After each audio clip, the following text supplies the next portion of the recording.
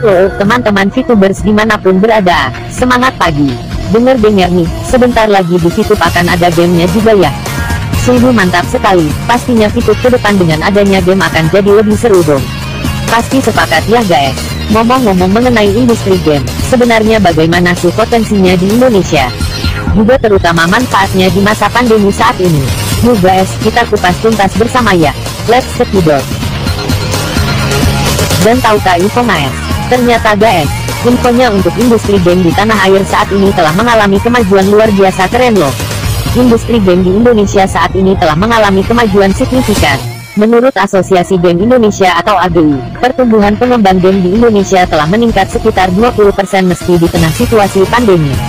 Bahkan, Menparekraf Bapak Sandiaga Uno menyatakan bahwa pengembang game asal Indonesia telah berkontribusi terhadap PDB senilai 25 triliun rupiah guys.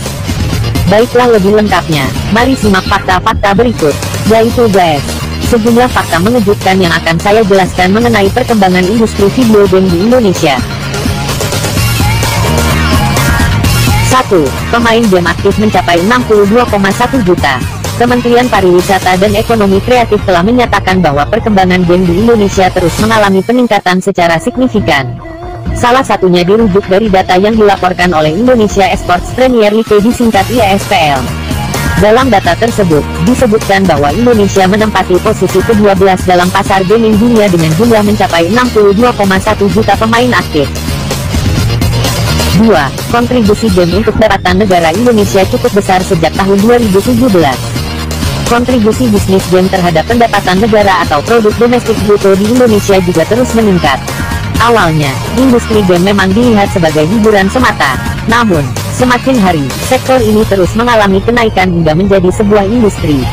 Bahkan, industri game juga berhasil menyumbangkan pemasukan negara yang masuk dalam PDB sejak 4 tahun silam atau sejak tahun 2017. 3. Industri game di Indonesia turut menyumbangkan kontribusi ke PDB hingga 25 triliun rupiah. Sejak tahun 2017, perkembangan dunia game telah sampai pada tahap industri.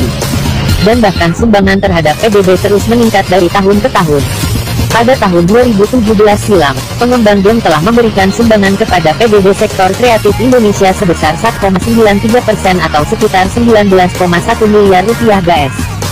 Sedangkan terbaru, disampaikan oleh Menparekraf Bapak Sandiaga Uno, bahkan pengembang game Indonesia mampu memberikan kontribusi terhadap PDB hingga 25 triliun rupiah. 4. Industri game ternyata mampu menyerap hingga 44.000 tenaga kerja di negara ini. Kontribusi dunia game di Indonesia telah tercantum dalam laporan pariwisata dan ekonomi kreatif Indonesia tiap tahunnya sejak tahun 2017 silam. Bahkan, industri ini pun dilaporkan telah berhasil menyerap hingga 44.773 tenaga kerja di sektor yang berkaitan, seperti di industri aplikasi dan pengembangan game. Tak heran jika game kini menjadi salah satu potensi yang terus menarik minat berbagai investor dunia. 5. Indonesia mulai berpartisipasi mengirimkan wakilnya dalam berbagai gelaran dunia. Potensi game di Indonesia terlihat dari partisipasinya dalam sejumlah eksibisi dunia. Yang terbaru, Indonesia akan mengirimkan 30 pengembang game untuk masing-masing eksibisi internasional. Eksibisi tersebut adalah Gamescom yang diadakan di Cologne, Jerman pada tanggal 25 hingga tanggal 29 Agustus tahun 2021 dan Tokyo Game Show yang diadakan pada tanggal 30 September hingga tanggal 3 Oktober tahun 2021 mendatang. Sejak tahun 2018 silam, Indonesia selalu mengirimkan wakilnya dalam gelaran internasional tersebut. 6. Selama pandemi, WHO menganjurkan masyarakat untuk mulai bermain game selama berada di dalam rumah. Demi memutus mata rantai persebaran virus COVID-19, negara-negara di dunia menggaungkan gerakan social distancing dan meminta masyarakat agar tetap berada di rumah. Agar tetap betah berdiam diri di rumah, Organisasi Kesehatan Dunia WHO menggelar kampanye bernama Play Apart Together. Melalui kampanye ini, WHO menganjurkan masyarakat untuk mulai bermain game selama berada di dalam rumah.